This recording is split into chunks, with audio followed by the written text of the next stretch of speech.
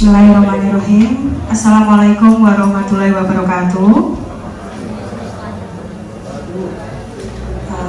Pertama-tama marilah kita ucapkan puji syukur kehadirat Allah Subhanahu wa Ta'ala, di mana atas berkat rahmat dan hidayahnya kita semua dapat berkumpul di tempat yang kita cintai ini, di Bapak Ibu dalam keadaan sehat walafiat tanpa kurang suatu apapun.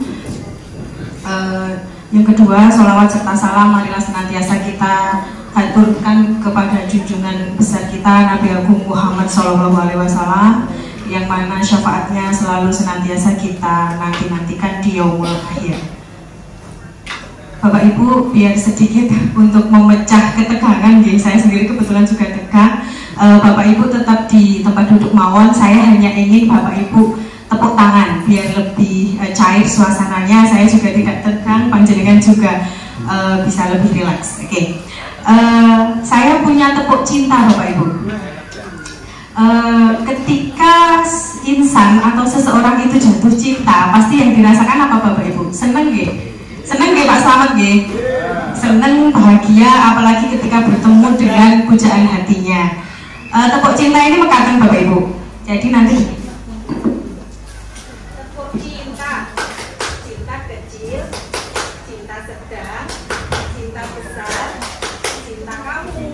Ada di Bapak Ibu tolong ya. Kita bareng-bareng agar tidak tegang. Duduk napa berdiri sekecane Bapak Ibu? Oh berdiri nggih, nyuwun tulung nggih, mohon Bapak Ibu bisa berdiri sekalian. Oke, kita tes drive dulu nggih, tes drive dulu, percobaan dulu. Geser dulu. Geser ke utara. Ya, 3 kali siap, tepuk 3 nggih. Tepuk cinta, cinta kecil, cinta sedang, cinta besar. Katen nggih. Ya. Tepuk cinta, cinta kecil, cinta sedang, cinta besar, cinta kamu. Terima kasih Bapak Ibu, bisa dipersilakan duduk kembali. Itu yang kemarin juga saya praktekkan ke anak-anak, karena anak-anak ini masih dalam masa-masa remaja yang sering dimabuk asmara, jadi mereka pada suka Bapak Ibu. Kemudian Bapak Ibu yang saya hormati, berdirinya saya di sini bukan berarti saya menggurui panjenengan atau ilmu saya lebih besar dari panjenengan. Saya memohon maaf sekali apabila pada pagi hari ini saya mengganggu kemerdekaan panjenengan untuk mengikuti kegiatan di sekolah. Tapi berdirinya saya di sini tujuannya untuk menyampaikan sedikit ilmu dan wawasan yang semoga dapat menginspirasi Bapak Ibu sekalian. Pada tanggal 17 September kemarin sampai 21 September saya mendapat undangan dari BPGTK nih Bapak Ibu, Balai Besar Guru dan Tenaga Kependidikan. Alhamdulillah pertama kalinya saya bisa bergabung di program BPGTK, karena sebelumnya ada program guru penggerak ya, tapi saya tidak berkesempatan untuk ikut karena waktu dibuka saya belum 5 tahun mengajar, dan setelah saya selesai sudah cukup 5 tahun mengajar, ternyata program itu sudah dihapuskan. Nah kemarin saya mendapatkan undangan dari BPGTK Jawa Tengah yang bertempat di Hotel Asia pada tanggal 17 sampai 21, di mana selama 4 hari kita diberi materi tentang 7 jurus BK hebat. Kenapa di sini namanya 7 jurus BK hebat nih Bapak Ibu? Bukan 7 jurus guru BK hebat, karena BPGTK itu ingin semua guru itu hebat, terutama guru yang nantinya adalah ujung tombak sebagai keberhasilan mencetak generasi-generasi baru di masa depan nanti. Nah dari 4 hari itu insya Allah nanti akan saya rangkum ke dalam kurang lebih waktunya 1 jam. Mudah-mudahan bisa diterima oleh Bapak Ibu sekalian, dan terutama untuk saya sendiri, saya bisa praktekkan, saya bisa lakukan kepada peserta didik saya yang bisa menjadi bahan inspirasi. Nah dari situ saya pulang dibekali, selain dibekali oleh-oleh materi, saya juga dibekali tugas Bapak Ibu bahwa saya harus melakukan praktik baik, memilih 2 dari 7 jurus BK itu untuk saya praktekkan di peserta didik di kelas. Nah nanti hasil dari praktik baik yang sudah saya praktikkan di 2 minggu belakang itu insya Allah akan saya sampaikan kepada Bapak Ibu hasilnya bagaimana, kemudian implementasinya bagaimana, mudah-mudahan nanti bisa diterima. Oke, kita lanjut langsung ya Bapak Ibu. Nah, latar belakang mengapa 7 jurus BK hebat ini diberikan kepada guru BK itu murid-murid di SMA, baik SMA, SMK maupun SMP, karena kemarin pesertanya juga ada yang dari SMP, ada yang dari SMK. Hanya saja saya dijadikan satu dengan teman-teman dari SMP di Boyolali. Menghadapi tantangan yang kompleks, murid SMA menghadapi tantangan yang kompleks jalannya dalam prestasi akademik, tetapi juga menghadapi kesiapan masa depan, pengembangan potensi maupun emosi. Di SMA Negeri 1 Karanggede, layanan BK perlu hadir lebih adaptif dan bermakna untuk mendampingi murid yang sedang berada pada fase penting menentukan arah hidupnya. Melalui 7 jurus BK hebat, guru dibekali strategi praktis dan aplikatif untuk membantu murid mengenali potensi, mengelola emosi, membangun resiliensi, dan menyiapkan masa depan dengan percaya diri. Nah, 7 jurus BK hebat itu ini Bapak Ibu, bisa dikersani di depan G. Ada yang pertama itu kenali potensi ya, jurus yang pertama itu adalah kenali potensi. Kemudian yang kedua itu kelola emosi, dan yang ketiga tumbuhkan resiliensi. Yang keempat jaga konsistensi. Yang kelima jalin koneksi. Yang keenam bangun kolaborasi, dan yang ketujuh menata situasi. Dari ke-7 jurus ini, 2 jurus terakhir itu perlu keterlibatan dari satuan pendidikan lingkungan sekitar. Tapi untuk 5 jurus yang awal, kenali potensi, kelola emosi, tumbuhkan resiliensi, jaga konsistensi, dan jalin koneksi, itu harapannya Bapak Ibu guru sekalian bisa menerapkan itu ke peserta didik masing-masing. Kemudian untuk praktik baik yang saya pilih itu ada 2 Bapak Ibu. Yang pertama adalah jurus kenali potensi. Kemarin saya berikan di alhamdulillah semua kelas sudah, kelas 12. Namun yang saya gunakan untuk sampel praktik baik, saya take videonya itu di kelas 12.3. Yang kedua saya memilih jurus yang ketiga, yaitu tumbuhkan resiliensi, di mana ini kemarin saya sudah praktikan di beberapa kelas, dan yang saya take video untuk sampel adalah di kelas 12.4 Mekaten. Alasannya apa? Kenapa saya memilih 2 jurus ini? Nanti akan saya muat di dalam slide yang akan saya sampaikan. Nah, yang pertama adalah kenali potensi, mengenali tentang gaya belajar dan kecerdasan majemuk. Untuk gaya belajar sendiri, alhamdulillah di sekolah kita di kelas 10 itu anak-anak sudah kita berikan ya Bapak Ibu. Waktu itu saya dikomando oleh Pak Karyadi untuk memetakan anak-anak di kelas 10 masuk SMA itu gaya belajarnya apa, dan di filter kemudian disampaikan ke Bapak Ibu agar untuk menjadi pegangan bagaimana mengajar di kelas biar lebih efektif, supaya lebih efektif. Kemudian untuk kecerdasan majemuk juga akan kita bahas nanti. Tujuannya menikah, guru BK dan guru non BK mampu membantu murid untuk mengeksplorasi potensi, minat, bakat melalui teknik asesmen pendidikan. Nah, dalam penyampaiannya Bapak Ibu kemarin waktu di BPKTK itu memberikan satu teknik baru kepada saya. Ternyata selama ini saya mengajar itu intinya hanya pembukaan, inti penutup, pembukaan, inti penutup. Tapi kemarin saya mendapatkan ilmu baru yang luar biasa dan menarik sekali untuk saya dan teman-teman pelajari. Itu ada metode ARKA. A-nya yang depan itu adalah aktivitas, R-nya adalah refleksi, kemudian K-nya konseptualisasi, dan A yang belakang adalah aplikasi. Jadi tahapan pertama murid kita minta untuk beraktivitas terlebih dahulu sesuai dengan jurusnya. Kalau jurus kenali potensi, di sini saya ada link yang juga oleh dari BPKTK, Aku Pintar. Nanti Bapak Ibu menawi kepo bisa dibuka di browsernya masing-masing ya. Aku Pintar, dan di situ terdapat beberapa asesmen tes gratis tidak berbayar. Jadi di situ kita bisa ada memberikan ke anak ada tes gaya belajar, tes bakat minat, tes kemampuan, kemudian tes kepribadian, itu nanti ada. Nah, aktivitas yang saya lakukan adalah meminta anak untuk mengakses gawainya, membuka website Aku Pintar, kemudian mengerjakan di situ. Nah, yang kedua adalah refleksi. Setelah hasilnya keluar, setelah mengerjakan tes gaya belajar, kemudian kecerdasan majemuk, anak-anak akan keluar hasilnya. saya meminta sampel kepada beberapa anak untuk maju. Kira-kira hasil apa yang didapatkan dari tesmu sesuai atau tidak dengan kepribadianmu saat ini, dengan realnya itu sesuai atau tidak. Kemudian konseptualisasi, saya menjelaskan konsepnya bagaimana agar kita bisa mengenali potensi diri kita. Dan yang terakhir adalah aplikasi. Di sini aplikasi ini sesuai kreativitas guru masing-masing. Yang penting itu bisa mencakup seluruh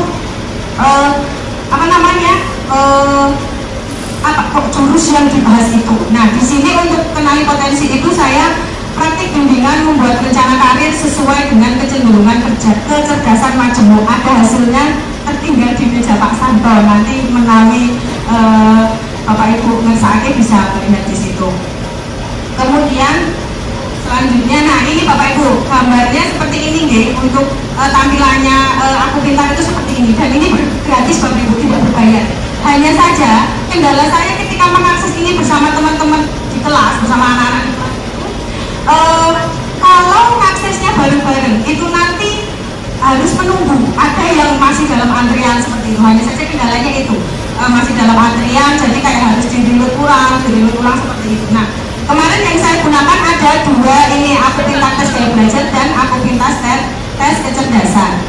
Kemudian tampilannya seperti ini yang untuk gaya belajar. Jadi ada 10 soal menurun ke bawah, dan ada 5 halaman, ada 5 halaman atau 3 halaman kalau nggak salah. Nah, itu nanti di hasil contoh soalnya, ada 3 halaman, contohnya seperti ini. Kemudian hasilnya seperti ini. Mohon maaf, hasilnya seperti ini. Nah, ini di sini gaya belajar itu dikelompokkan menjadi 3 Bapak Ibu. Jadi visual, auditori, dan kinestetik. Hasilnya bisa bermacam-macam. Ini kebetulan yang saya jadikan sampel itu hanya 1, visual 66%. Kemarin waktu di lapangan saya juga mendapati ada anak yang gaya belajarnya itu 2. Bisa visual berapa persen, jadi yang di blok ini 2, yang di blok hitam visual beberapa persen, kemudian auditori berapa persen, di blok juga. Kemudian ada yang visual dan kinestetiknya di blok, bahkan ada yang 3-3-nya di blok, jadi visual, kinestetik, auditori. Wah, berarti dari peserta didik yang 3-3-nya di blok ini bisa kita artikan dia bisa belajar menggunakan 3 metode itu, ya. Vika Anastasia, ketua OSIS nih, nama lengkapnya siapa saya lupa. Ketua OSIS yang di 12.4 itu hasilnya 3-3-nya hitam. Nah, kemudian yang selanjutnya, nah ini untuk yang gaya belajar atau mohon maaf salah nih, ini saya salah ketik. Ini yang tes kemampuan atau kecerdasan majemuk. Kecerdasan majemuk manusia itu kan dibagi menjadi 8 Bapak Ibu. Nah, dari sini kita nanti akan tahu anak-anak kita itu kecenderungan kecerdasannya apa. Contoh hasilnya seperti ini. Nah, ini ada di sini yang di blok adalah intrapersonal, agak kecil-kecil tidak kelihatan ya Bapak Ibu. Nah, dari sini nanti anak-anak akan bisa mendeskripsikan, dari hasil gaya belajarku, dari hasil kecerdasanku kira-kira harus seperti apa, begitu. Kemudian, nah ini alasan saya kenapa memilih 2 jurus itu di kelas 12. Ini anak-anak sedang difokuskan untuk belajar TKA, pemadatan TKA, bagaimana caranya bisa menghasilkan nilai tryout yang tinggi di TKA nanti, dan hasil akhirnya ketika tes di bulan November itu bisa maksimal. Kenapa saya memilih jurus ini? Karena agar anak-anak paham gaya belajar ini apa toh, aku harus bagaimana biar nanti tes TKA itu bisa berjalan dengan baik, aku kudu belajar dengan metode apa. Nah, saya sampaikan kepada anak-anak seperti itu. Nah, alasan saya jabarkan di sini. Yang pertama adalah dasar pengembangan diri. Mengenali potensi membuat murid memahami kelebihan, minat, dan bakat yang dimiliki. Dengan begitu mereka bisa mengarahkan kepilihan, kegiatan, jurusan, dan karir yang tepat. Yang kedua, meningkatkan rasa percaya diri. Murid yang sadar akan potensinya akan lebih yakin dengan dirinya sendiri sehingga tidak mudah terpengaruh oleh tekanan dari luar. Jadi nggak mudah terpengaruh oleh temannya. Oh, temanku tes TKA kok tinggi, aku kok begini, harus bagaimana? Dia akan mencari solusi sendiri. Kemudian mencegah salah arah. Tanpa mengenali potensi, murid bisa salah memilih jurusan pekerjaan atau bahkan gaya hidup. Jurus ini membantu agar setiap langkah sesuai dengan kekuatan dirinya. Kemarin ada juga Nabila Krisna 12.3 itu dengan PD saya minta maju menyampaikan, Bu, saya 96% logis matematis. Saya ingin jadi ilmuwan Bu, dengan percaya diri seperti itu, dan saya sesuai Bu, saya pengen ini kuliahnya jurusan ini, dan alhamdulillahnya dia sesuai dengan yang dia rasakan. Kemudian dasar jurus lainnya, potensi adalah fondasi. Jika sudah dikenali, maka lebih mudah untuk mengelola emosi kaitannya dengan jurus 2 dan menumbuhkan resiliensi di jurus 3 sehingga melakukan ke jurus-jurus berikutnya akan lebih mudah. Nah, dari hasil itu saya juga melakukan interpretasi Bapak Ibu. Dengan sepemahaman saya melakukan interpretasi kira-kira anak dengan ini contoh ya, saya screenshot saja PDF yang saya gunakan untuk laporan.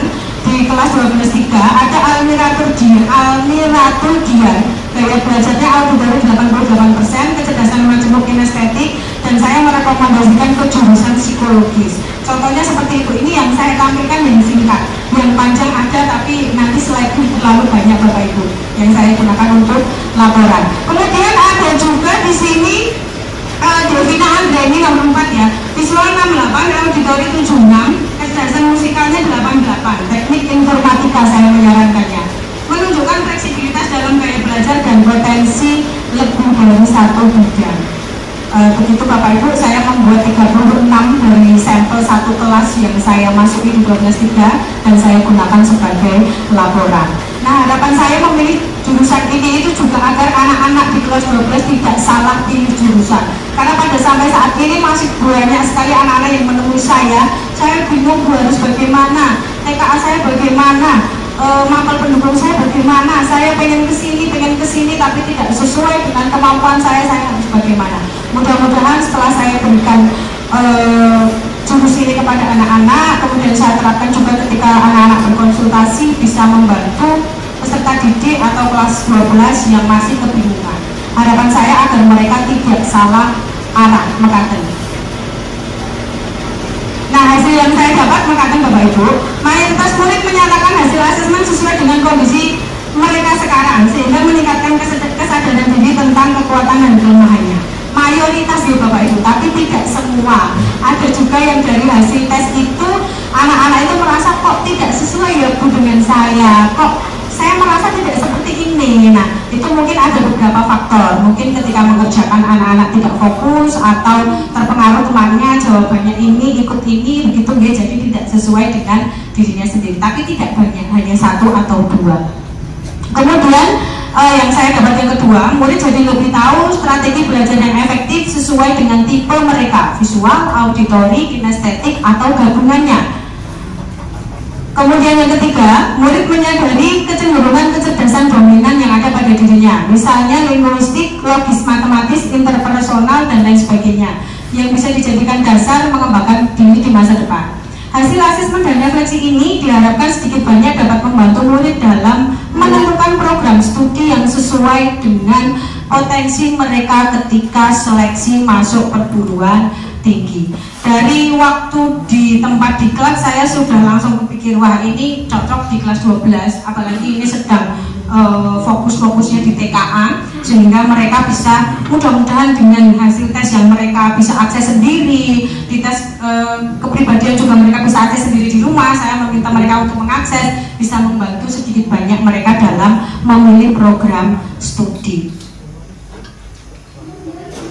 Nah, ini dokumentasi Bapak Ibu, ini waktu mengerjakan dokumentasi selengkapnya bisa disimak di video YouTube saya, tapi kalau tidak juga tidak apa-apa, saya malu. Kemudian ini hasil yang ada di kelas, mereka ketika mengerjakan, kemudian ini ketika saya meminta anak-anak untuk refleksi ke depan kelas, beberapa sampel saya ambil mekaten. Oke, salah dulu. Nah, jurus yang kedua adalah kelola emosi. Ini juga menarik sebetulnya Bapak Ibu, cuma nanti mungkin akan saya sampaikan ke anak, tapi tidak saya jadikan laporan ke sana karena saya mantepnya kenali emosi dan tumbuhkan resiliensi. Ini juga sangat bermanfaat terutama untuk saya sendiri. Saya tipe orang yang kalau marah, bad mood itu akan sangat mempengaruhi, akan sangat saya tunjukkan. Jadi mempengaruhi aktivitas saya. Kayak tadi pas berangkat juga ada hal yang membuat saya agak gimana gitu. Saya mencoba menenangkan, saya ingat jurus ini. Mosok saya sudah dibekali ini, saya sudah diminta oleh Fasna saya untuk menyampaikan ke Bapak Ibu dan ke anak-anak saya sendiri tidak bisa. Dan alhamdulillah tadi pagi saya terapkan ketika berangkat ke sekolah. Tujuannya menikah Bapak Ibu, guru BK dan LBK terampil menerapkan bimbingan langsung di kelas untuk membantu murid mengelola emosi dan stres akademik. Sama metodenya ARKA. Kalau kemarin waktu di kelas itu ada kertas emosi, jadi kita diberikan kertas, kemudian Fasnas bercerita tentang sesuatu yang membuat kita itu kecewa, merasa marah, merasa sakit hati, sebel kayak gitu. Kertasnya kemudian kita remet-remet.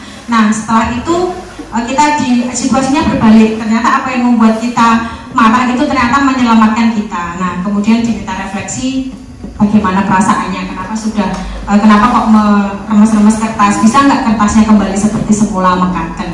Ini nanti kalau ada kesempatan saya ingin menyampaikan juga, tapi kayaknya cocoknya lebih ke kelas 10 atau 11 yang mungkin mereka masih ini ya, masih labil-labilnya peralihan dari SMP ke SMA. Kemudian untuk refleksinya tadi ditanya bagaimana perasaannya. Coba kertasmu kalau sudah kamu remet-remet, bisa nggak kembali seperti semula, bisa nggak mulus lagi seperti semula. Ternyata tidak bisa. Itu sama halnya dengan kita ketika kalau lagi emosi, kita meluap-luap, lingkungan kita kena akibatnya, kita diminta untuk mengembalikan bisa apa tidak. Misalnya kok kata-katanya agak menyakiti temannya di anak-anak itu ya, bisa nggak menyembuhkan kata-kata itu, sakit hati itu dari teman. Seperti itu. Kemudian untuk konseptualisasi di sini ada mengenal konsep sel dan 5 kompetensi sel. Ini di PPG kemarin juga sudah saya dapat bersama teman-teman. Kemudian pentingnya kolaborasi antar guru dalam pengembangan kompetensi sel di sekolah. Kemudian aplikasi merancang kelas dengan nuansa sel. Jadi kayak bikin emoticon, kayak daftar emoji.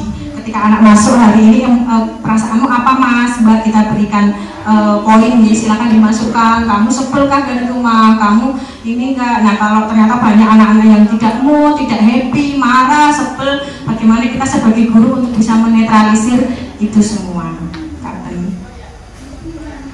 Nah di sini konsep pembelajaran sosial emosional atau PSE ada 1, 2, ada 5. Yang pertama adalah self awareness, menyadari diri, self management, mengelola diri, responsible decision making, mengambil keputusan bertanggung jawab, relationship skill, terampil berrelasi, dan social awareness, peduli sosial. Ini saya singkat saja karena memang saya tidak jadikan praktik baik saya. Kemudian, nah ini juga menarik Bapak Ibu. Ada self management, mengenali emosi. Otak kita itu seperti gambar menikah Bapak Ibu. Digambarkan itu seperti ini. Ada jempol di sini, jempol kita tekuk, kemudian 4 jari begini. Otak kita itu gambarnya seperti ini. Lapisan yang paling luar, jari-jari 4 jari kita ini, itu namanya neokortex. Kemudian yang ketika ini membuka, ini gini itu namanya limbik. Ini emosi, kalau gini ya emosi ini terus gini buka, ini namanya limbik. Ini masih bisa dikendalikan. Nah kalau sudah seperti ini, sudah membuka full, nah yang kecil ini itu namanya otak reptil. Apa itu maksudnya? Akan ada penjelasan di slide selanjutnya. Nah gini, kalau seperti ini itu neokortex atau pawang, dimana kalau kita seperti ini itu kita posisinya netral, kita bisa mengendalikan apapun. Jadi bisa mengendalikan diri, bisa mengontrol diri. Ini namanya neokortex atau pawang. Pawang, kita punya pawang, kita punya kendali. Nah, pada mode ini kita berpikir tenang, logis, penuh pertimbangan. Nah, jika pawang kehilangan kendali, maka yang terjadi adalah seperti ini. Ini contoh ya, ketika pawang bekerja itu seperti apa?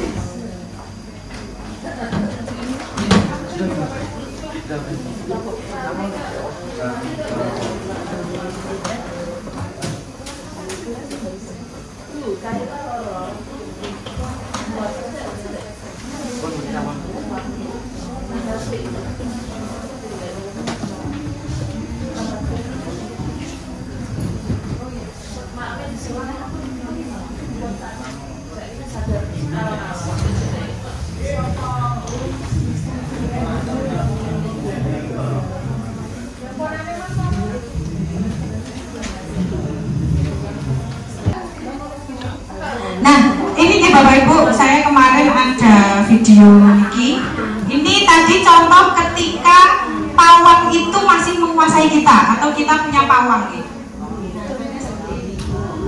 Nah ini adiknya marah, tapi masnya mencoba untuk mengontrol. Jadi santai, slow, relax seperti itu. Tenang, suruh ambil nafas. Nah ini ketika otak kita masih berpawang, jadi kita masih bisa mengendalikan diri kita. Oke, kita lanjut ya.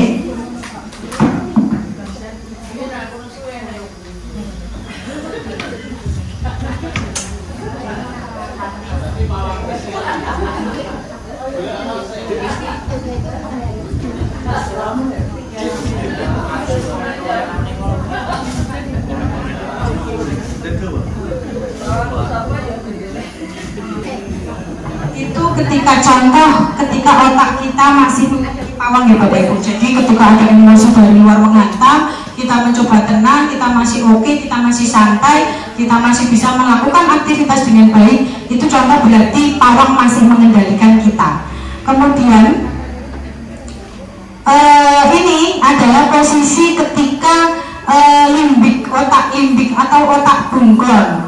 Bunglon itu kan sering berubah-ubah Bapak Ibu, mengikuti yang ada di lingkungannya. Nah ini ketika pawang kita sudah membuka, ini sudah rentan, kita bisa sampai terbawa emosi. Atau kalau kita bisa mengendalikan kembali pawang kita bisa mengontrol emosi kita.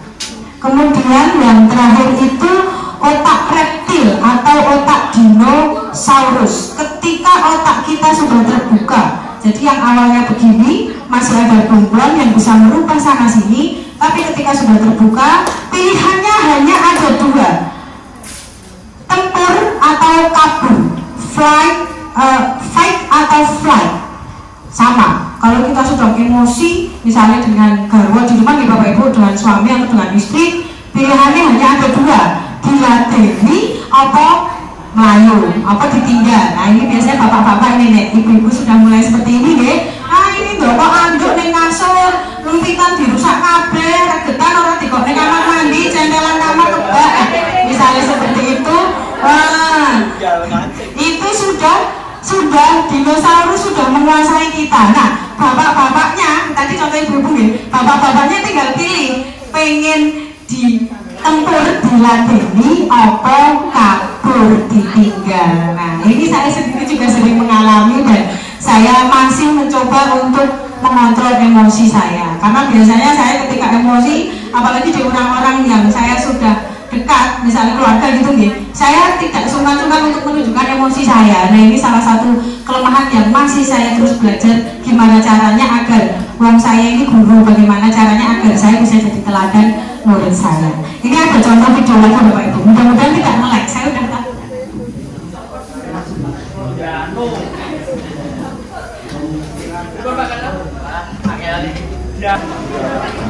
Ada contoh yang mungkin viral dari oh ternyata nggak ada suaranya ya.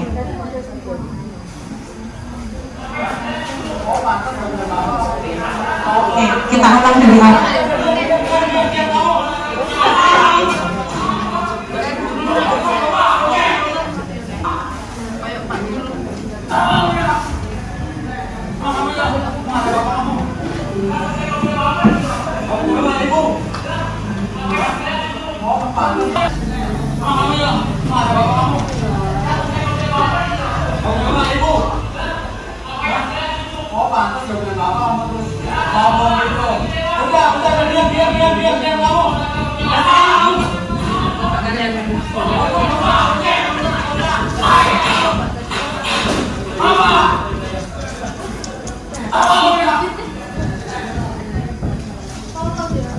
Nah, itu tadi adalah contoh ketika otak reptil atau otak dino kita itu sudah terjadi, terbuka. Jadi pilihannya hanya dua, tempur atau kabur. Dan ini memang sering banget terjadi di anak-anak. Apalagi anak-anak kita itu sedang masa fase labilnya, fase bimbangnya. Bagaimana kita sebagai teladan untuk bisa memberi contoh yang baik. Oke, Mekaten, saya lanjut.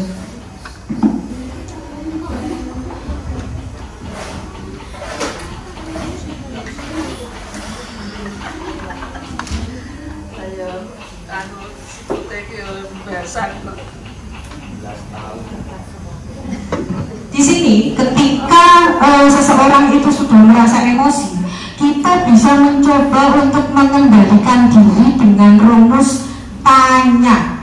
Ya Bapak Ibu, T yang pertama adalah terima. Tarik nafas dalam-dalam, terima. Jangan tolak emosi yang sedang kamu rasakan, yang sedang dirasakan. Semakin menolak, semakin tersiksa.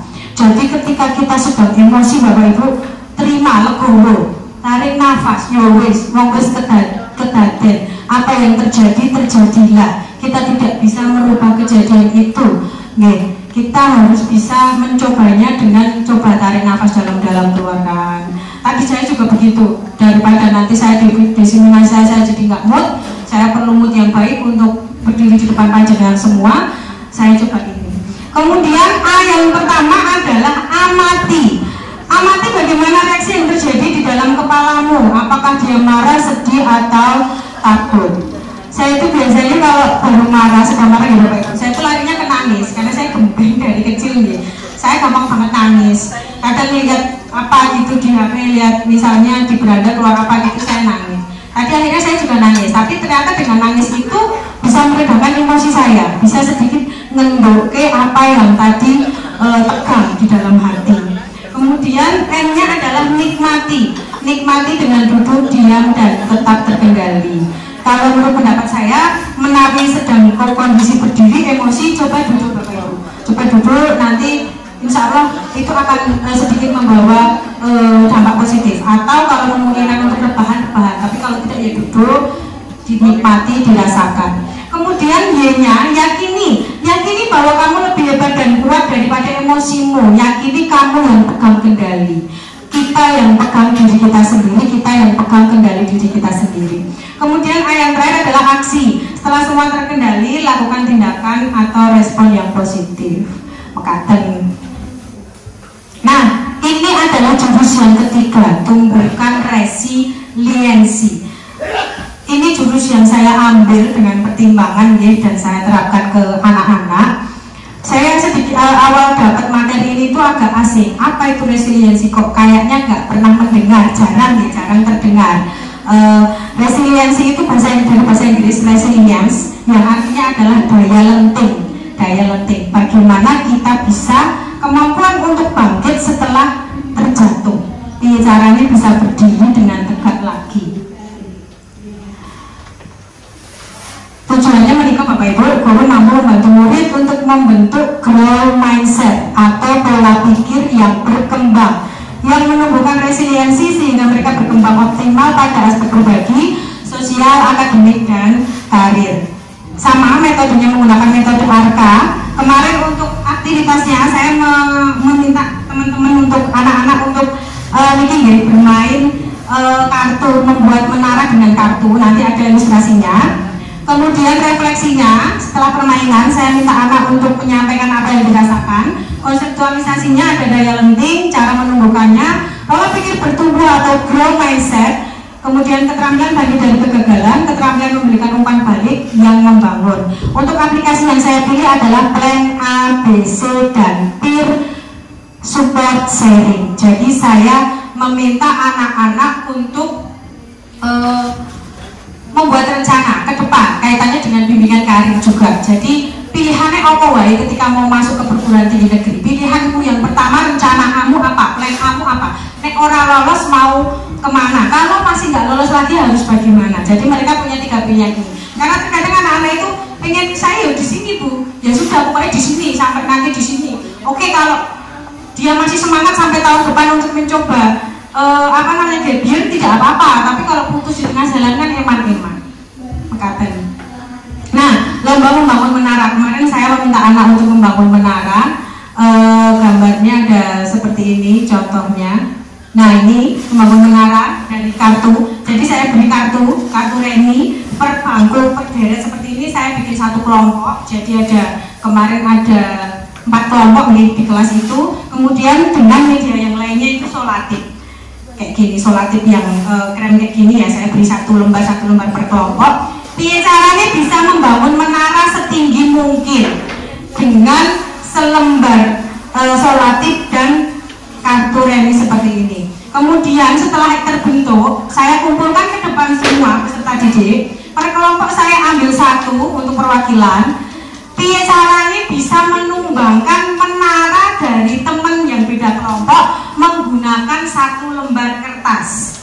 Dari jarak 1 meter saya beri 3 kali kesempatan. Ingatan.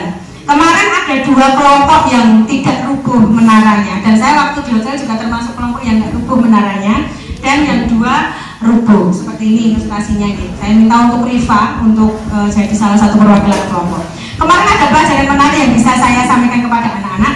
Kelompoknya Riva yang paling ujung itu menaranya tinggi banget waktu masih proses permainan ya, waktu masih permainan kelompok. Menaranya tinggi banget. Tapi belum waktunya selesai, menaranya sudah rubuh. Jadi mereka ngulang lagi dari awal. Seperti itu. Tapi ada yang ini, menaranya hanya segini Bapak Ibu. Selesai permainan itu hanya segini. Dan ini nggak rubuh. Jadi saya bisa sampaikan ke anak-anak, semakin tinggi cobaanmu, ujianmu, harapanmu, gayuhanmu, cita-citamu, resiko untuk tumbang itu akan semakin besar. Nah, ini bisa saya yang tidak terduga nih, di awal masih proses permainan tiba-tiba rubuh sendiri, belum ada yang rubuhin. Ya sudah rubuh, dia bangun lagi, tapi pas kesempatan untuk merubuhkan menara si kelompoknya Riva ini masih bisa tetap berdiri. Nah, kemudian yang ini juga, ini karena mungkin segini mau merubuhnya ya bagaimana, ini masih di dekat semua, jadi memang nggak rubuh yang ini. Mengkater. Oke, kita lanjut kembali ke yang tadi. Nah, ini kemudian refleksinya sama, tadi saya minta anak untuk ke depan, bagaimana perasaannya setelah membangun menara susah-susah tapi dirubuhkan, kenapa? Ada anak yang bercerita, ya kesel Bu, ya ini Bu capek, sudah ini ya sudah namanya permainan. Tapi ibaratkan kamu, ya kamu sudah menyusun rencana tapi gagal. Sejauh mungkin sudah kamu susun sebaik mungkin, tapi ternyata ada ujian, ada cobaan yang merubuhkan rencanamu. Apa perasaanmu? Ya seperti itu. Tapi bagaimana caranya kamu untuk bangkit, untuk menyusun menaranya lagi bagaimana? Nah, apa itu resiliensi? Ini kita sudah masuk ke konseptualisasi ini. Resiliensi adalah kemampuan seseorang untuk bangkit kembali dan pulih dari kesulitan, stres atau trauma yang dialami dalam hidup. Ini adalah kemampuan untuk beradaptasi, bertahan, dan bahkan tumbuh lebih kuat setelah menghadapi tantangan. Saya ingin anak-anak itu ketika plan A-nya masuk SNBP, jurusan A, nanti ketika gagal mereka itu punya rencana. Jadi tidak hanya berhenti di SNBP toh. Banyak anak-anak yang terjadi seperti itu dari 2019 saya di sini, semangatnya menggebu-gebu hanya ketika SNBP. Tapi ketika SNBP belum lolos, dia sudah melempem. Padahal dia punya peluang yang sangat besar di SNBT untuk bisa lolos. Sayang sekali kalau sampai itu terjadi. Dan ini saya tanamkan terus kepada anak-anak, ayo nak, piye caranya dari lulus SMA ke kuliah, Bapak Ibu guru bisa S1, kamu harusnya lebih dari Bapak Ibu guru ini. Ayo, semangat. SNBP bukan satu-satunya, tapi kamu perlu memberikan yang terbaik di SNBP. Kemudian mengapa daya lenting itu penting? Nah, ini Bapak Ibu ada ilustrasi tagline berita yang cukup membuat kita miris ya. Yang paling atas ada dokter PPDS Undip diduga bunuh diri gara-gara bullying. Dokter, ini waktu berita ini muncul, saya menghubungi ponakan saya yang di Semarang, memastikan keadaannya apa memang keadaannya seperti itu toh di dunia kedokteran, di sekolah spesialis PPDS itu apakah sekejam itu. Saya minta dia untuk mawas diri, kan sayang sekali ya, bisa masuk ke dokteran Undip bunuh diri karena indikasinya bullying. Ini juga termasuk menjadi fokus penting kita sebagai pendidik ya Bapak Ibu, karena tidak dipungkiri di lingkungan kita pun bullying ini banyak, apalagi di anak-anak kita. Ada yang bisa toleransi, ada yang tidak bisa toleransi. Takutnya kalau tidak bisa toleransi, akhirnya sama seperti tagline berita ini, bunuh diri. Berarti kalau ada kasus seperti itu, kemampuan untuk resiliensinya belum terbentuk dengan baik. Kemudian mahasiswa UIN Bandung benarkan kematian mahasiswi AR dipicu trauma bullying saat SMA. Ternyata bullying di SMA membekas hingga akhirnya membuat mahasiswa itu bunuh diri. Kemudian tinggal wisuda, mahasiswi UNS loncat dari jembatan Juruk Solo, kantongi IP 3,8. Ini waktu itu juga booming banget, sepeda motornya ditinggal di pinggir jembatan, dia melompat seperti itu. Nah, apa saja unsur pembentuk resiliensi Bapak Ibu agar kita bisa menanamkan ini kepada anak-anak, kepada diri kita sendiri apabila kita memiliki masalah. Di sini ada self awareness atau kesadaran diri, emotional stability, kestabilan emosi, adaptability, kemampuan beradaptasi, growth mindset, pola pikir berkembang, positif perspektif, sudut pandang positif, self compassion, belas kasih pada diri sendiri, dan effective problem solving, kemampuan memecahkan masalah. Untuk menumbuhkan salah satu unsur ini, yang growth mindset, ini memang menjadi PR kita semua Bapak Ibu. Kemarin saya waktu mempresentasikan hasil OJL saya waktu Zoom hari Jumat, itu saya juga menyampaikan kepada teman-teman dan Fasnas saya bahwa sekolah saya itu sekolah besar tapi berada di pinggiran kota. Masuk kita kalau mau ke kota jauh, mau ke Boyolali aja kita 1 jam Pak, mau ke Salatiga juga jalannya itu jauh, rame, risiko. Nah, banyak dari murid-murid saya sampaikan ya, dari 2019 saya di sini, banyak yang sampai saat ini tuh masih memiliki pemikiran di keluarga itu nggak ada sarjana. Apa bisa aku jadi sarjana? Kemarin, baru tahun kemarin yang lulus 2025 ini ada yang seperti itu. Padahal anaknya berpotensi untuk berkuliah masuk ke perguruan tinggi negeri itu ada, tapi karena patahan dari lingkungannya yang seperti itu, apalagi pola pikirnya dia tidak berkembang, dia punya pola pikir yang fixed mindset atau pola pikir yang tetap, akhirnya ya sudah. Saudaraku nggak ada yang sarjana, aku pasti nggak bisa. Bapakku buruh tani, aku pasti nggak bisa. Nah, itu yang perlu jadi PR bagi saya pribadi sebagai guru BK dan kita semua sebagai pendidik di sini. Bagaimana untuk mengubah dari fixed mindset anak-anak itu menjadi growth mindset. Aku pasti bisa, piye caranya. Aku dibully dari SMP, badanku tidak proporsional, kulitku tidak putih bersih misalnya. Aku dibully, aku pasti di SMA juga akan dibully. Nah, itu pemikiran-pemikiran tetap atau fixed mindset yang perlu menjadi perhatian kita semua agar supaya anak-anak bisa maksimal dalam meraih cita-citanya. Nah, kemudian di sini juga ada self awareness atau kesadaran diri, bagaimana kita menyadari diri kita, kaitannya dengan kestabilan emosi di jurus 2 tadi. Itu juga akan membantu untuk membentuk resiliensi. Kemudian kemampuan beradaptasi, terutama di kelas 10, bagaimana caranya untuk bisa beradaptasi di SMP. Di SMP ku dulu, di SMA, mohon maaf, di SMP ku dulu murid teman-temanku hanya 2-3. Ya, caranya di SMA ini aku bisa lebih sosial ke teman-teman yang lain, ke teman-teman beda kelas. Kemudian harus memiliki sudut pandang yang positif, jangan negatif terus. Nanti kalau kita selalu berpikir negatif, kenegatifan itu yang akan terjadi.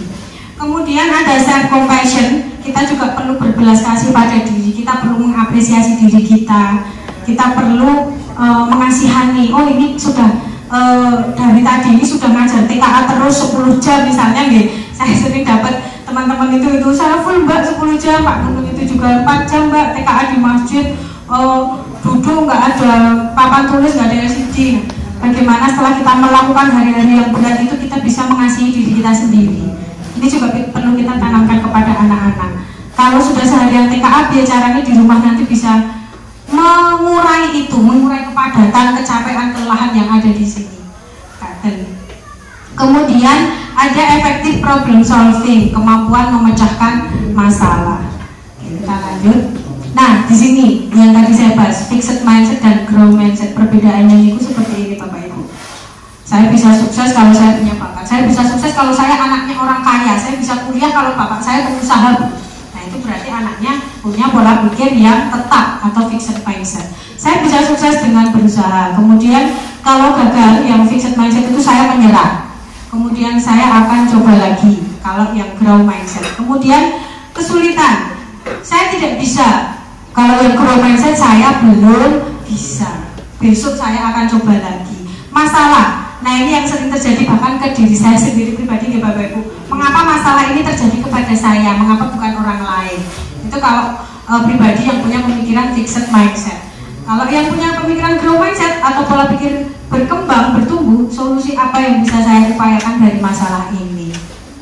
Kemudian kritik, saya sakit hati. Kemudian yang growth mindset, terima kasih, saya akan memperbaikinya. Nah, dari yang saya praktekkan di kelas, karena tadi saya memilih jurus ini itu karena saya merasa kelas 12 ini perlu punya kemampuan untuk bangkit dari kegagalan yang tinggi, karena setelah ini momen-momen yang akan sangat menguji adrenalin mereka itu akan mereka lewati. Caranya bangkit kegagalan SNBP, caranya bangkit kalau hasil tes TKA-nya nanti tidak sesuai. Bagaimana caranya agar bangkit ketika nanti SNBT juga belum lolos? Apa yang harus mereka lakukan? Itu yang mengapa saya memilih jurus ini. Saya sampaikan ke anak-anak, alasannya menikah. Nah, hasil yang kita dapat adalah murid belajar menerima kegagalan. Mereka menyadari bahwa kegagalan bukan akhir dari segalanya, merupakan bagian dari proses belajar. Kemudian yang kedua, muncul strategi bangkit kembali. Aku kemarin ngambil SNBP di kampus ini, jurusan ini ketat banget, ini nggak lolos. Lalu di SNBT bagaimana ya sikapku? Harapan saya seperti itu. Kemudian refleksi mendalam. Murid mengaitkan pengalaman tersebut dengan tantangan nyata, khususnya seleksi masuk perguruan tinggi yang mungkin tidak sesuai rencana. Kemudian sikap positif. Murid berlatih untuk tidak larut dalam kekecewaan, melainkan mengubah kegagalan menjadi motivasi atau pelajaran di langkah selanjutnya. Kemudian harapan yang terakhir atau hasil yang saya dapat yang terakhir, pola pikir mereka itu bisa merubah dari pola pikir fixed mindset ke pola pikir growth mindset. Murid mulai membiasakan diri berpikir bahwa kemampuan dapat terus ditingkatkan, bukan sesuatu yang tetap. Mereka melihat kegagalan sebagai peluang untuk belajar memperbaiki diri. Nah, ini dokumentasi yang tadi Bapak Ibu, ini ada proses permainan kartu, refleksi, konseptualisasi, dan ini saya minta anak-anak untuk mengerjakan plan A, B, C, dan peer support sharing. Jadi bicaranya mereka juga bisa menjadi dampak positif ke temannya. Kalau temannya ada yang curhat, bagaimana caranya bisa membangkitkan resiliensi dari temannya, bukan malah menambahi adu nasib seperti itu. Harapan saya anak-anak bisa memperlakukan seperti itu. Nah, yang berikutnya adalah jaga konsistensi. Ketika potensi sudah digenggam, emosi sudah bisa distabilkan, resiliensi sudah bisa ditumbuhkan. Yang berikutnya adalah bagaimana murid bisa menjaga konsistensi itu. Tujuannya adalah guru mampu menumbuhkan kebiasaan karakter positif yang dikembangkan berdasarkan nilai agama, budaya, dan bangsa. Kemudian ada aktivitasnya, game buka kepalan tangan. Ini jadi kemarin diminta untuk di hotel itu kami diminta untuk menggenggam berkelompok dua-dua. Satunya menggenggam tangan, satunya mencoba membuka genggaman tangan temannya. Satu dengan paksaan, dengan tangan gini, dengan kekuatan fisik. Yang satu dengan tanpa menyentuh, biasanya genggaman itu terbuka. Dan ini juga ilustrasinya sama seperti kita menerapkan kedisiplinan ke peserta didik kita. Bagaimana caranya menerapkan itu ke peserta didik dengan cara yang tidak menggunakan fisik. Kayak misalnya setiap hari terlambat, itu kita kalau tidak ada konsekuensi kan rasanya nanti anak-anak akan tuman terlambat terus ya, tapi sampai saat ini anak-anak itu sudah mulai sadar meskipun belum semua. Kalau terlambat itu sudah mulai ngambil sapu sendiri. Sebelum saya ke depan itu sudah mulai ngambil sapu, menyapu, kemudian membawa gerobak. Nah itu sepertinya kita sudah bisa sedikit demi sedikit menerapkan ke anak-anak tanpa paksaan. Jadi mereka sadar kalau telat ya harus ada konsekuensinya. Kalau mau izin ya harus mencari bu okta atau guru piket. Itu sedikit demi sedikit sudah mulai terbentuk di anak-anak kita. Kemudian untuk konseptualisasinya kita ada di sini ada kesadaran dan paksaan, disiplin positif dan disiplin biasa, kemudian tombol ajaib, kesadaran internal guru, dan lingkaran habit atau habit loop serta konsistensi. Kemudian aplikasinya praktik bimbingan menumbuhkan kesadaran internal, kebiasaan baik dan membuat habit track. Ini bagi kami guru BK, jadi kami bisa bervariasi di situ Bapak Ibu. Apa itu konsistensi? Konsistensi adalah sikap teguh, ajak, dan berkesinambungan dalam pikiran, ucapan, serta tindakan sehingga tujuan yang ditetapkan bisa tercapai dengan baik. Paksaan dan kesadaran. Menerapkan kebiasaan dengan paksaan seringkali menghasilkan kepatuhan eksternal jangka pendek. Murid mungkin melakukan tindakan yang diinginkan karena takut, namun efektivitas cara ini cenderung rapuh dan tidak berkelanjutan, tidak tahan lama. Sebaliknya, menanamkan kebiasaan dengan kesadaran melibatkan pemahaman, penerimaan, dan keinginan internal untuk melakukan tindakan tersebut. Ketika individu sadar akan manfaat, tujuan, dan nilai dari suatu kebiasaan, mereka akan lebih termotivasi untuk mengadopsi dan mempertahankannya. Contohnya tadi, bagaimana telat anak-anak sudah mulai ngambil sapu sendiri, berarti sudah sadar akan lebih baik lagi besok tidak terlambat. Bagaimana membantu murid membangun kebiasaan baik dan menghilangkan kebiasaan buruk? Ada empat unsur Bapak Ibu untuk bisa menerapkan kebiasaan tanpa paksaan. Unsur yang pertama adalah clue atau petunjuk. Kemudian clue yang kedua adalah gairah atau craving. Clue yang ketiga adalah reward atau ganjaran. Clue yang ketiga adalah respon atau tindakan. Di sini diilustrasikan petunjuknya ponsel berdiri karena berbunyi. Gairahnya merasa penasaran dan ingin tahu siapa yang mengirim pesan. Kemudian responnya mengambil dan membuka ponsel untuk baca notifikasi. Ganjarannya mendapatkan informasi baru. Ini contoh ilustrasi di kehidupan sehari-hari untuk bisa menumbuhkan kesadaran. Nah, cara jurus yang kelima yaitu adalah jalin koneksi. Tujuannya, guru BK atau konselor dan guru tentang BK mampu menjalin koneksi dan melakukan komunikasi empatik dalam upaya memberikan dukungan awal kepada peserta didik sesuai dengan kebutuhan psikososial. Nih, aktivitasnya simulasi active learning, diskusinya menggali makna baik atau dari permainan, kemudian konseptualisasinya, keterampilan mendengar aktif, koneksi sebelum koreksi, model penyelesaian masalah, pendekatan konseling realita untuk guru BK, dan kalau untuk guru mapel bisa menggunakan segitiga restitusi. Ini mungkin teman-teman yang sudah GP bisa lebih paham. Kemudian aplikasinya praktik komunikasi empatik menggunakan active listening dan segitiga restitusi. Kalau kemarin saya memilih, ini bukannya saya guru BK di Bapak Ibu, jadi saya memilih konseling dengan pendekatan teknik realita. Keterampilan mendengarkan aktif. Nah, untuk menjalin koneksi itu kita perlu mempunyai keterampilan mendengarkan aktif. Terdiri dari keterampilan membuka percakapan, keterampilan bertanya, merespon, merefleksi, dan menyimpulkan. Nah, keterampilan membuka percakapan ini yang saya sendiri pun masih sering luput Bapak Ibu. Apalagi kalau diajak ngobrol, biasanya yang sering ngajak ngobrol karena saya satu ruangan dengan Pak Nunung itu Pak Nunung. Kadang saya diajak ngobrol itu masih sibuk dengan HP. Tapi setelah dilihat itu saya berusaha ketika dia ngajak ngobrol HP disalahke, posisi kita siap seperti pada gambar. Ya, posisinya itu ini istilahnya dalam bahasa Inggris nih Bapak Ibu, lean atau sedikit condong ke arah murid. Gerakan ini mengkomunikasikan bahwa guru sedang mendengarkan dengan aktif dan ingin memahami lebih dalam.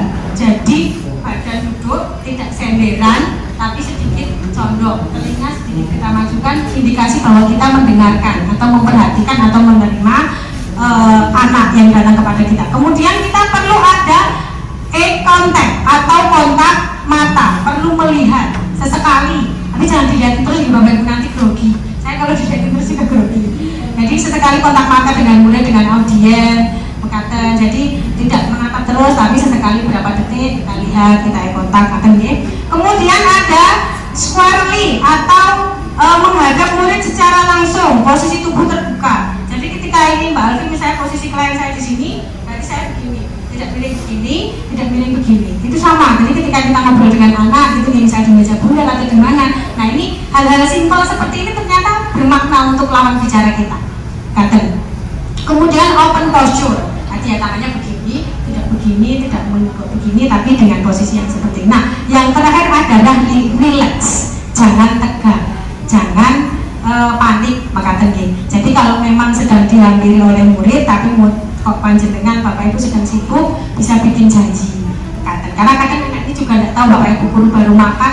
Saya pernah waktu makan di kantin Bapak Ibu baru jam 12 anak-anak tuh bawa kertas sama pulpen, mau minta izin. Nah, ini juga PR kita semua bagaimana caranya agar anak-anak itu bisa punya manner yang baik, kesopanan yang baik, etika. Kalau Bapak Ibu guru baru dahar, baru istirahat ya bisa nanti bikin janji dulu, katen. Nah kemudian yang selanjutnya adalah keterampilan bertanya, pertanyaan terbuka dan pertanyaan tertutup. Saya rasa Bapak Ibu guru sudah fasih semua bagaimana cara mengorek informasi, menggali informasi anak, efektifnya menggunakan pertanyaan yang terbuka atau tertutup. Saya rasa Bapak Ibu guru sudah paham semua, sudah kita sering lakukan sehari-hari. Katen di sini bisa dibersani. Kemudian nah ini koneksi sebelum koreksi. Ini juga yang saya sering kali masih lakukan Bapak Ibu. Bocah ini kok tiap hari telat itu kenapa? Terakhir males atau ada apa? Kemudian di kelas kok ada anak yang ngobrol, terus Bapak Ibu guru akan ngobrol, terus itu kenapa? Ini ada contoh kasusnya di sini Bapak Ibu. Saat diskusi, Dodo terus-menerus menyeletuk dan memotong pembicaraan. Bu Siti merasa kesal. Dodo sudah berapa kali Ibu bilang jangan memotong pembicaraan. Setelah diperingatkan, Dodo reda sejenak, tapi kemudian berulang. Gambarannya itu seperti gunung es Bapak Ibu. Hal seperti ini. Jadi yang tampak itu sedikit, tapi yang di dalam tersimpan di dalam itu banyak. Ternyata setelah diselidiki kembali, Dodo itu tanya terus di kelas itu ketika pengen perhatian Bapak Ibu. Jadi pengen perhatian dari kita semua, bukan kok pengen mengericut, bukan apa ya. Jadi tanya terus, habis Bapak Ibu guru jelaskan apa, tanya terus konfrontasi, ternyata dia ini diperhatikan. Tapi ketika kita sudah mengatakan di sini, Dodo sudah berapa kali Bu guru bilang jangan memotong bicaraan, alangkah lebih banyak kita konfirmasi terlebih dahulu. Dan ini juga masih saya evaluasi di diri saya sendiri Bapak Ibu ya. Waktu itu ada anak, ada ini nikel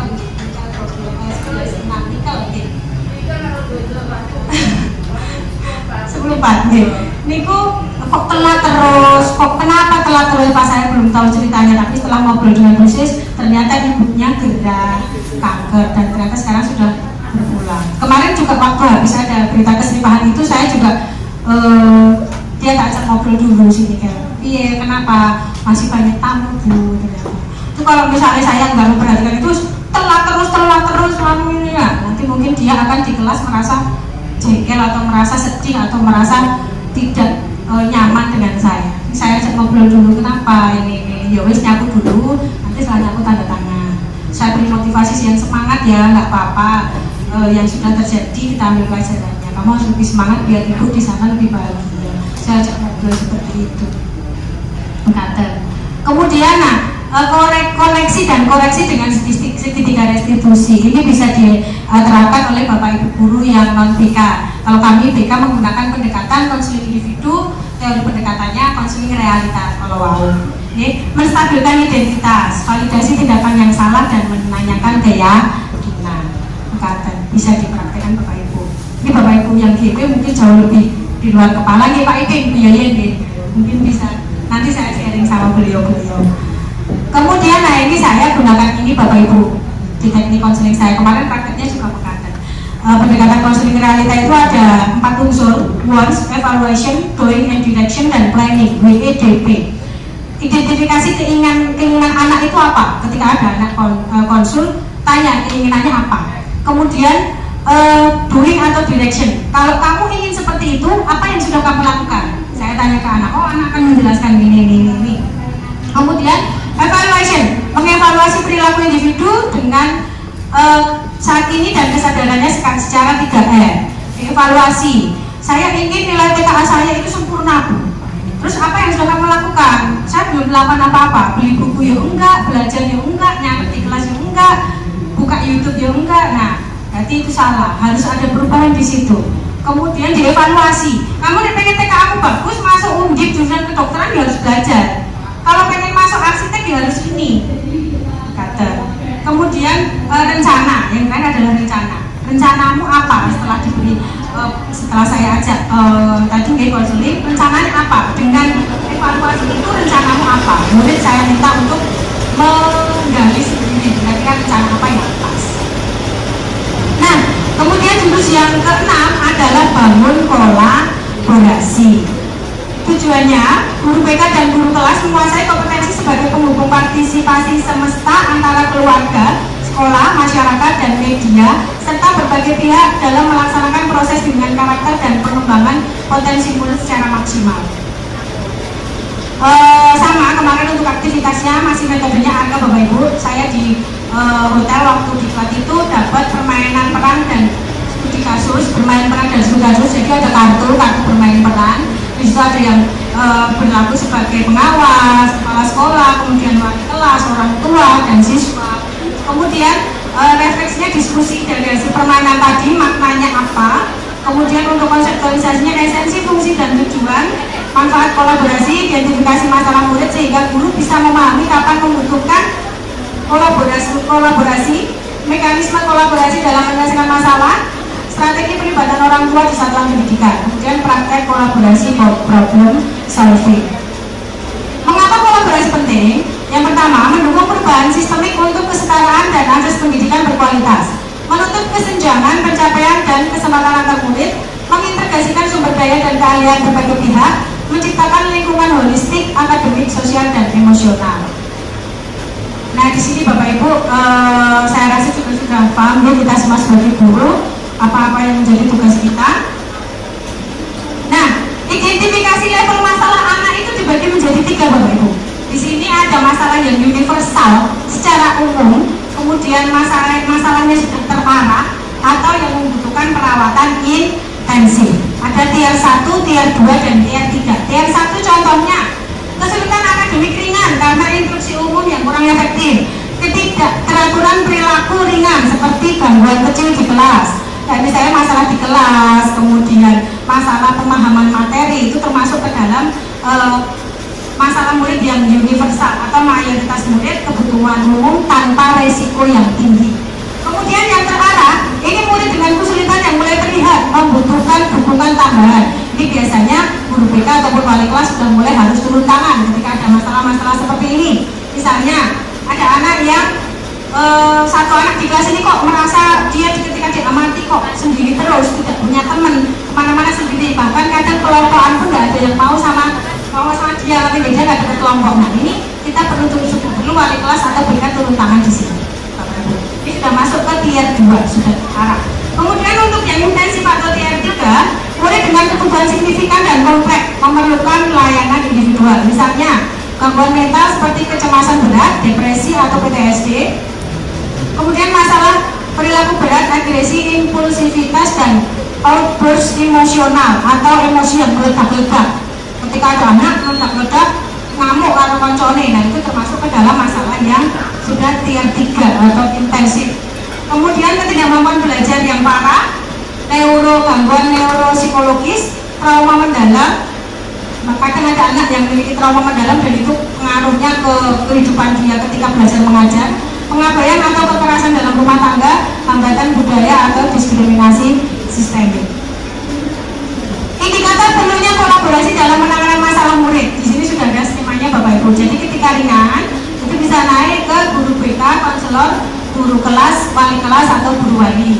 Jadi misalnya ada anak kesulitan belajar, gangguan di kelas, seperti itu misalnya kok tempat duduknya dia duduk di belakang, setiap mau mencatat itu tidak terlihat papan tulisannya. Nah, ini biasanya yang menangani cukup guru BK, konselor, guru kelas, wali kelas atau guru wali. Kemudian ketika sedang atau berat bisa beralih ke sini, guru dengan dengan kolaborasi orang tua. Kemudian ketika sudah sedang keberat itu bisa ke Pak Kepala Sekolah, kemudian direferal ke yang lain. Misalnya ada anak yang trauma, jadi ketika dengar temannya teriak itu dia panik geger gitu ya, panik geger ngewel sampai mungkin pingsan atau bahkan muntah-muntah. Nah itu kita perlu bantuan dari psikolog atau dokter yang ahlinya di sana. Jadi kita perlu bantuan ke anaknya, ke ahli lain, kita ahli tangan kasus. Kemudian mekanisme kolaborasi dalam penanganan masalah murid, problem solving itu ada 6. Yang pertama adalah kita mengidentifikasi masalah, implementasi dan monitoring, diskusi dalam konferensi kasus, evaluasi dan tindak lanjut, penerapan tujuan dan strategi intervensi berdasarkan tingkatan, dokumentasi dan komunikasi. Tujuan, nah ini Bapak Ibu, ini sekolah kita sudah sering melakukan pelibatan orang tua, jadi luar biasa sekali. Kita ketika ada masalah yang memang perlu komunikasi ke orang tua, kita berusaha secepat mungkin, seefektif mungkin, sekomunikatif mungkin untuk menghubungi orang tua. Bahkan beberapa wali kelas, misalnya ada anaknya yang kok ini nggak berangkat, ayo Mbak, diskon visit kok masih tidak berangkat. Nah itu luar biasa sekali Bapak Ibu, sekolah kita sudah, kalau ini sudah, saya rasa sudah sangat baik komunikasi dengan orang tua. Nah, jurus yang terakhir atau yang ketujuh Bapak Ibu yaitu menata situasi. Tujuannya Bapak Ibu, guru mampu mengoptimalkan peran seluruh ekosistem sekolah dalam menciptakan iklim sekolah yang aman, nyaman, dan menggembirakan. Kemudian masih sama menggunakan metode ARKA. Kemarin kami diminta untuk bermain board game sekolahku aman, nyaman, dan menggembirakan. Kemudian refleksinya sama, diskusi. Konseptualisasinya berpikir sistem, prinsip pengurangan resiko, konsep sekolah aman, nyaman, dan menggembirakan. Kemudian aplikasinya membuat analisis resiko. Nah rumusnya seperti ini Bapak Ibu, prinsip pengurangan resiko di sekolah kita.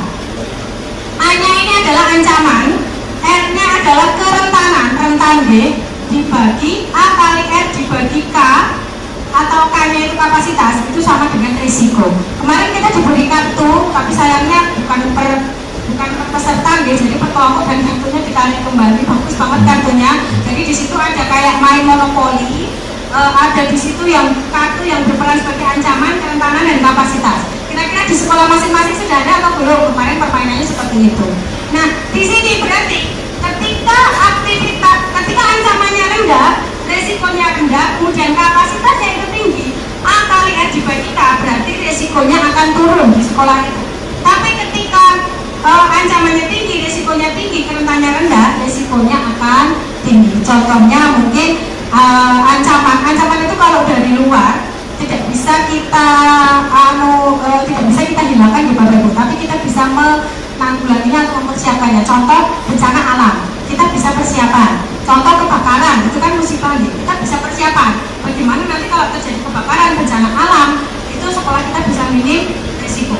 Tapi alhamdulillah kita di lokasi yang cukup strategis, kemungkinan untuk banjir juga tidak ada, longsor juga tidak ada, tsunami yang itu juga jauh dari laut, gunung Merapi juga jauh. Insya Allah kita ancaman dari luar itu kita masih cukup sedikit. Nah, kemudian sekolah aman, nyaman, dan menggembirakan. Apa itu sekolah aman? Sekolah aman yaitu aman dari kekerasan, aman dari ranah online. Ini mungkin kayak cyberbullying, cyber kejahatan di dunia maya, aman dari bencana. Ini saya rasa sudah berjalan dengan baik di sekolah kita karena kita ada SRA juga, sekolah ramah anak. Kita sudah komunikasi dengan anak, kita sudah meminimalisir marah-marah, membentak-bentak ke anak, kita sudah tidak ada, kita sudah menggunakan cara yang lebih efektif dan efisien. Kemudian nyaman relasi sosial, nyaman lingkungan, dan nyaman sarana dan prasarana. Ini salah satu kita sedang meningkatkan sarana dan prasarana di sekolah kita. Ada beberapa renovasi, kemudian pembangunan kelas yang tujuannya juga tidak lain dan tidak bukan untuk membuat peserta didik itu lebih nyaman. Kemudian menggembirakan, gembira dalam belajar, gembira dalam minat bakat, dan gembira dalam bermain. Ini saya juga sudah sering sekali melihat di lapangan ketika pelajaran itu banyak Bapak Ibu yang ice breakingnya itu asik-asik itu dari luar itu kelihatan. Ketika saya piket di depan, kadang di atas itu tepuk tangan, apa, yul-yul, kayak gituan. Di luar itu yang mendengarkan itu pelajaran siapa itu asik banget. Nah, kayaknya untuk menggembirakan ini Bapak Ibu dan sekolah kita sudah cukup berjalan dengan sangat baik dan efektif. Saya juga sudah mengamatinya sendiri. Nah, kemudian ada 5R untuk berpikir sistem. Yang pertama adalah resource atau sumber daya, bahan, kapasitas, kemampuan, dan daya. Yang kedua adalah rules, peran dan fungsi. Yang ketiga relation, hubungan. Yang keempat rules atau aturan. Dan yang kelima result atau hasil, dampak. Contoh analisis 5R bullying. Nah, ini misalnya ada masalah bullying di sekolah, menggunakan 5R itu bagaimana? Di sini sudah ada Bapak Ibu ya. Resultnya, fenomena bully saat ini masih banyak tindakan bully yang terjadi dan dinormalisasi. Kemudian yang kedua, resource, kapasitas pengetahuan tentang bully. Kurangnya pengetahuan tentang bullying dan banyak kesalahpahaman tentang bullying. Misalnya bullying dianggap bercanda. Ini anak-anak yang masih sering seperti ini. Jadi kayak nyebut nama bapak temennya itu bagi mereka asik. Nah, itu kadang ada yang tersinggung juga. Kemarin sempat terjadi seperti itu. Dikiranya ngatain nama ibunya, tapi ternyata hanya miskomunikasi. Ini terjadi. Kemudian rules, aturan, kebijakan. Tidak ada kebijakan di sekolah yang sistematis untuk mencegah bully. Ini hanya tindakan reaktif saat bully, setelah itu hilang lagi. Kemudian role, kebanyakan murid berperan sebagai penonton pasif yang membiarkan normalisasi bully. Kemudian relation, tidak ada kerjasama. Ini contohnya, contoh ketika bullying, masalah bullying itu belum ditangani dengan analisis 5R. Kemudian perubahan sistem. Nah, ketika 5R ini sudah diterapkan, hasilnya seperti ini Bapak Ibu. Hasilnya masih banyak tindakan bully ini menggunakan sistem lama. Kemudian yang ini menggunakan sistem baru. Ketika sudah diterapkan, tindakan bullynya berkurang 50%. Kemudian resource, kapasitasnya, kurangnya pengetahuan tentang bully. Nah, ini edukasi bully dimasukkan ke dalam orientasi murid. 70% murid punya pengalaman yang benar tentang bully. Ini saya kalau ada kesempatan masuk kelas dulu nih, waktu masih di kelas 10 saya masuk kelas, biasanya ini juga saya sisipkan di kelas karena anak-anak kelas 10 ini rentan banget terkena bully. Peralihan dari SMP, teman-temannya beda, dulu di sana tidak ada gebrakan yang luar biasa, tapi setelah di sini banyak hal-hal yang menurut dia itu nyaman seperti itu. Kemudian tidak ada kebijakan sekolah awalnya yang menggunakan old system, tapi ketika sudah menggunakan new system ada kebijakan yang anti bully berupa surat komitmen yang ditandatangani oleh semua guru, murid, dan orang tua. Ini di aturan tata tertib kita juga sudah ada, sudah kita sepakati. Berarti lama kita sudah benar itu. Kemudian rule-nya, peran-perannya yang awalnya kebanyakan murid berperan sebagai penonton pasif dan membiarkan atau menormalisasikan bully, tapi setelah ada new system, setelah ada perubahan menggunakan 5R tadi, semua eskul diberi kapasitas dan peran untuk menjadi upstander. Ini juga saya sering tanamkan ke anak-anak. Jadi ketika ada melihat temannya bully, bagaimana kamu bisa menjadi penengah? Kalau memang tidak bisa, silakan hubungi ke guru atau ke wali kelas.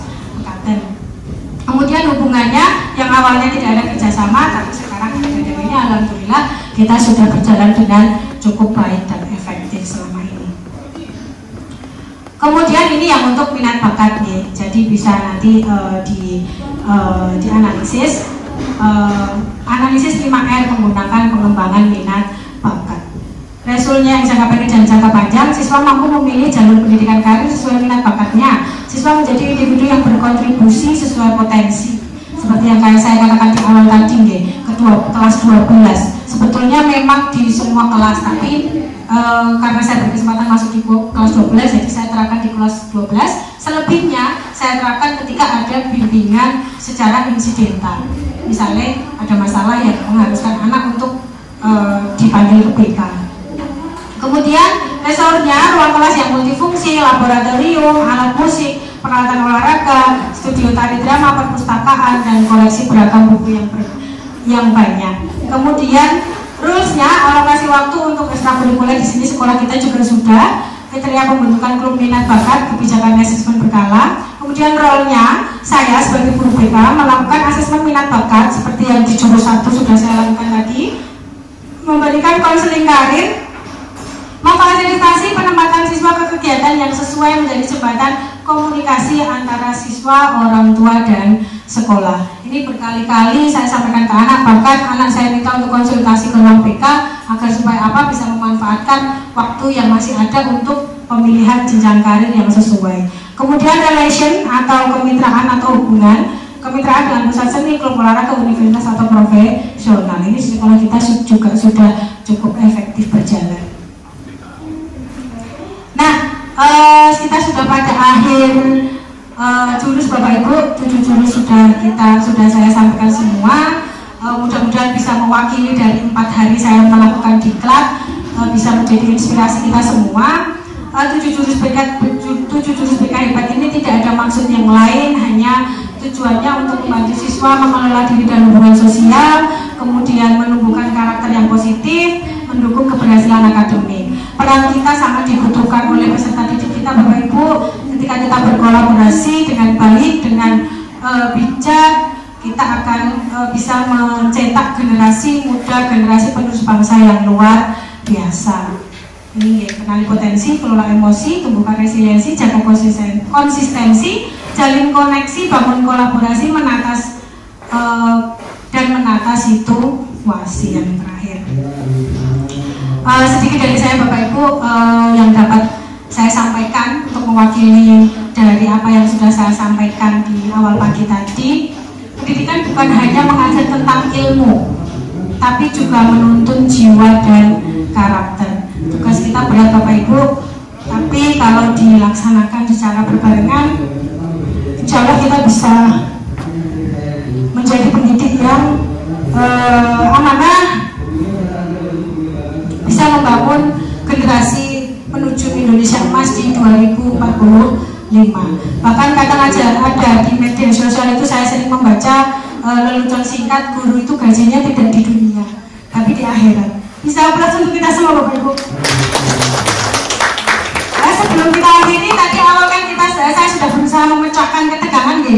Ini untuk memecahkan kebosanan. Saya ingin Bapak Ibu guru nanti bisa jumeneng, kita menyanyi bersama-sama ada lagu dari 7 jurus BK Hebat. Jihan nanti bisa minta tolong sedikit di zoom ya pas nyanyi.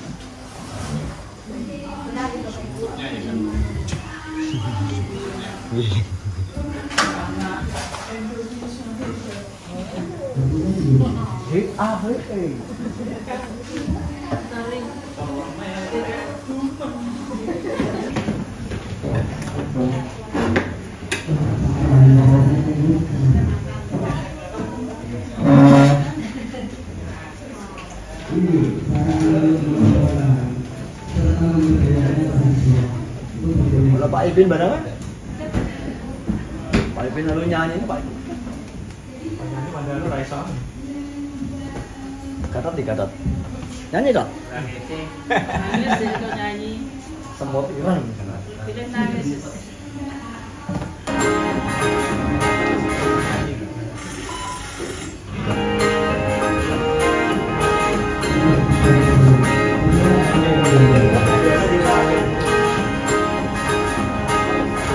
Murid mandiri dan kuat, tumbuh di lingkungan sehat, bersama guru yang hebat, penuh cinta dan bersahabat, mendidik dengan tulus, gunakan 7 jurus. Kenali potensi, kelola emosi, tumbuhkan resiliensi, jaga konsistensi, dan jalin koneksi, membangun kolaborasi, dan menata situasi.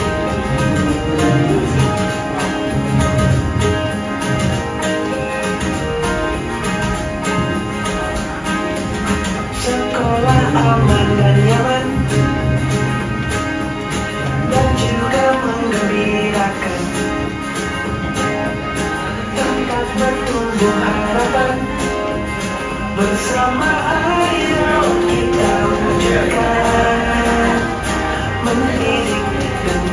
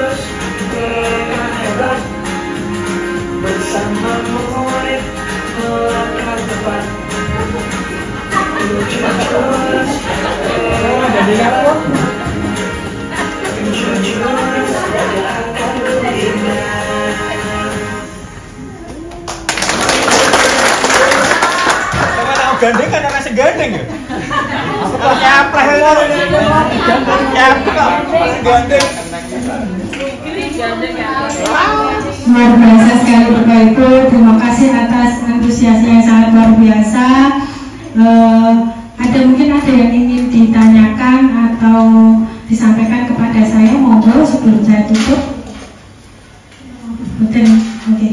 Terima kasih Bapak Ibu. Saya semalam tidak bisa tidur, nggak ke sini.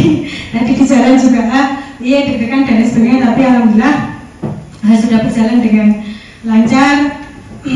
Terima kasih atas perhatiannya. Saya mohon maaf atas segala kekurangan, baik perbuatan, sikap, tindak tanduk saya, kata-kata saya yang mungkin kurang berkenan. Sekali lagi saya mohon maaf mengganggu kemerdekaan panjenengan. Saya berdiri di sini bukan untuk menggurui, hanya saja ingin menyampaikan, mudah-mudahan bisa menjadi wawasan dan menambah inspirasi. Tentunya untuk saya sendiri, evaluasi saya sendiri sebagai guru BK yang masih sangat kurang dan perlu saya tingkatkan.